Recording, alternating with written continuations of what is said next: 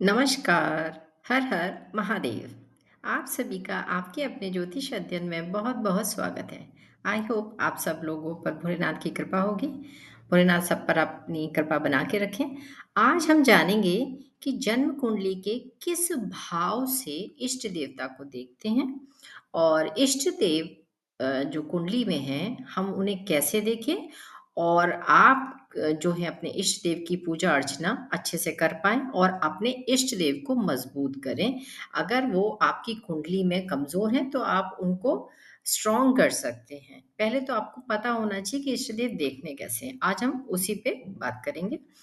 जैसे कि इष्ट देव अपनी राशि के अनुसार अपने इष्ट देव की पूजा करने से आपको आपकी पूजा के पूरे फल मिलते हैं, पहली चीज़ कि आप वो जानें। फिर है कि जैसे कि उचित उनके रिज़ल्ट्स भी आपको मिलेंगे। आपकी लाइफ़ में जो भी चीज़ें बहुत स्लो चल रही हैं, आपको वो सब चीज़ें ठीक होंगी। ज़िंदगी का जो नज़रिया है, वो बहुत चेंज होता है, आप बहुत फ़ोकस्ड हो जाते हैं। अपने देव की पूजा करने से आपको चीज़ों में बहुत चीज़ें क्लियर होती हैं।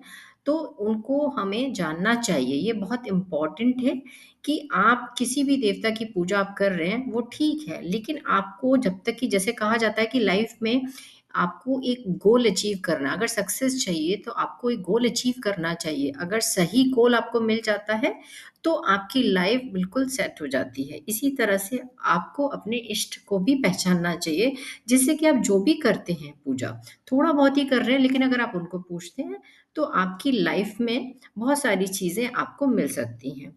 तो देखिए कौन होते हैं इष्ट देव? अब हम अपने विषय पे आते हैं कि जैसे कि इष्ट देव क्यों है हमारे इष्ट देव का होना बहुत ज़्यादा ज़रूरी? जैसे कि साथ ही क्यों इष्ट देव की पूजा करना ज़रूरी है? इष्ट देव का पता लगाने के लिए जन्म कुंडली के आपको क्या करना है? आप आपकी जो जन्म कुंडली है, उसका 5th हाउस देखना है, यानी 5वाँ भाव। यानी 5वें भाव में यहाँ यहाँ पर जो नंबर है, कुंडली के हिसाब से आप क्या करेंगे, कुंडली के सबसे ऊपर जो पहला खाना होता है, पहला हाउस होता है, जहाँ लग्न लिखा होता है, वहाँ से उसे आपको गिनना है। बाईं ओर से 5वें खाने तक गिनना है और 5वाँ भाव देखना है।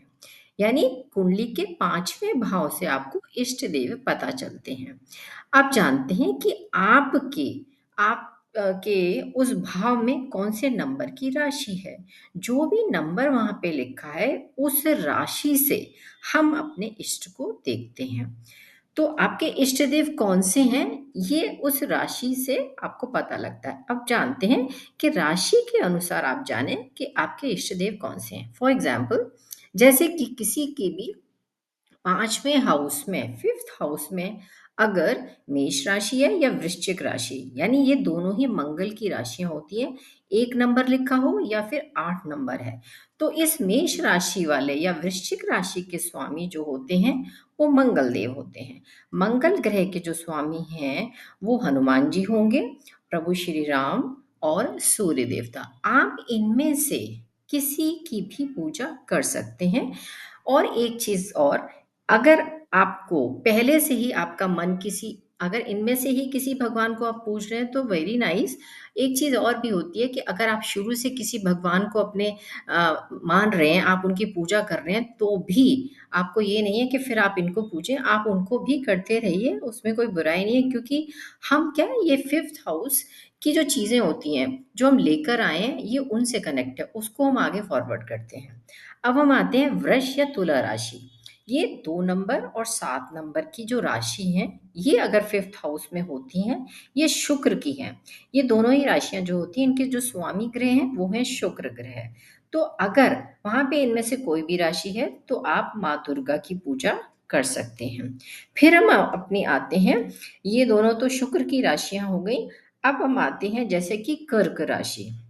ये इंडिविजुअल राशि है, चंद्रमा की राशि है।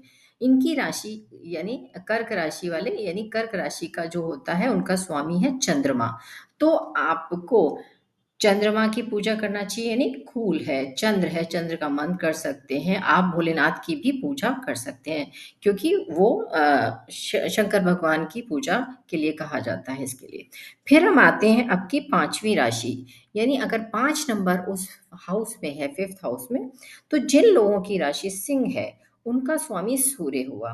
तो सिंह राशि के देवता हनुमान जी भी हैं और माँ गायत्री, इनका आप जाप कर सकते हो, हनुमान जी की पूजा कर सकते हो। ये इस राशि के लिए उचित होता है। अब हम आते हैं अपनी बुध की राशियां, कन्या राशि और मिथुन राशि।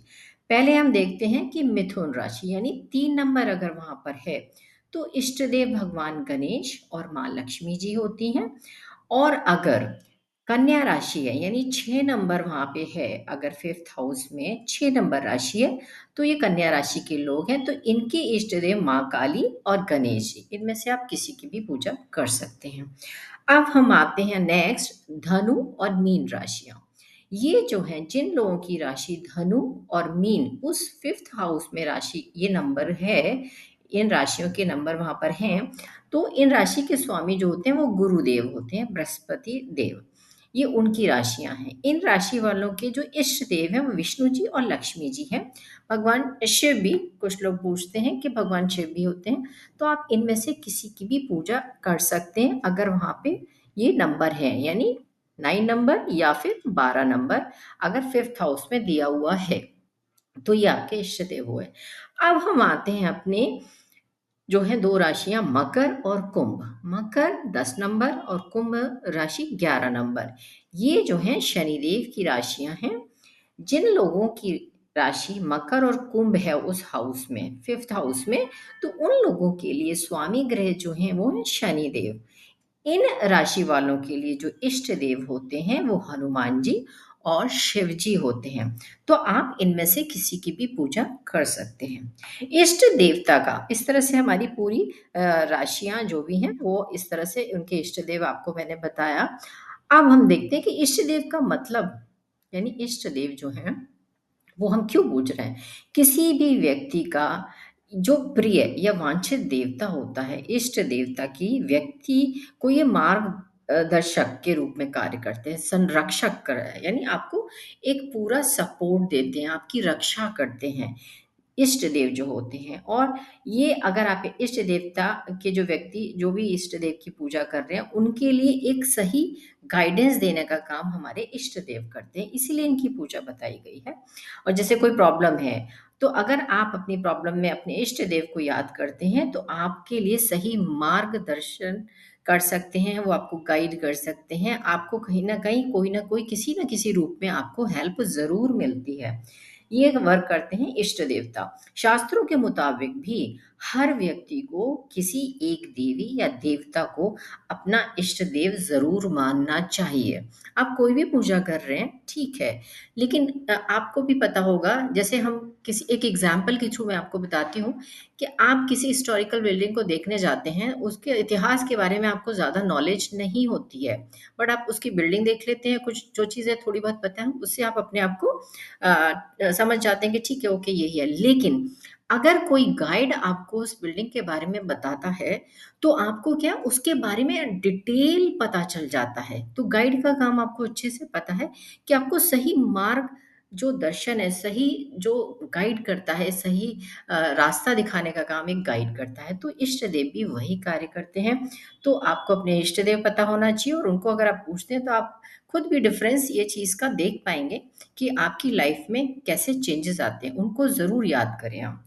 फिर है कुछ लोग अब ये भी कंफ्यूज हो सकते हैं कि हमारी तो कुल देवता भी होते हैं, इष्ट देव भी होते हैं, तो हम मतलब ऐसे कैसे किसको पूजें, कौन ज़्यादा इम्पोर्टेंट है। तो कुल देवता और इष्ट देवता दोनों ही अलग अलग चीज़ें हैं। जैसे इष्ट देवता का मतलब होता है वह भगवान जिसकी आप सबसे ज़्यादा पूजा करते हैं, उसको हम कहेंगे इष्ट देव।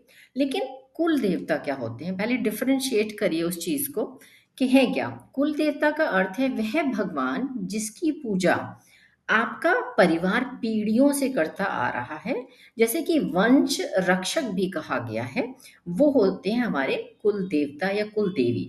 यह एकदम वैसे ही है जैसे आपके फैमिली डॉक्टर्स होते हैं, कि आपको कोई भी परेशानी होती है, फैमिली डॉक्टर्स आपको केयर कर देते हैं और जो हमारे पेरेंट्स जा रहे होते हैं, हम भी उन्हीं के पास चले जाते हैं।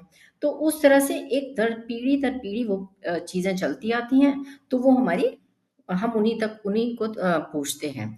तो आप ये कह सकते हैं टाइम टू टाइम उनके पास आप जाना, आपको देखते हैं, आपको चीज़ें बता देते हैं। जैसे कि आपके पिता या दादा के पसंदीदा देवता या देवी कोई होंगे, तो किसी विशेष मंदिर में भगवान का पूजन अर्चना आपकी फैमिली बहुत पुराने टाइम से करती आ रही है, तो ये चला आता है, तो वो देवी देवताओं को आप लोग भी पूजते चले आते हैं। तो वो होता है कुल देवी या कुल देवता। तो ये क्या है, अगर आप इनको भी पूछते हैं तो कोई बुराई नहीं है, क्योंकि ये भी आपको कहीं न कहीं, क्योंकि वो आपसे बहुत पुरानी पीढ़ियों से कनेक्टेड होते हैं। लेकिन यहाँ हम जिस बारे में बात करें इष्ट देवता, अगर वो पता है तो वो हर वक़्त आपको एक गाइडेंस, एक अच्छे गाइड की तरह सपोर्ट करते हैं। आई थिंक आपको ये डिफरेंस भी बहुत अच्छे से क्लियर हो गया होगा।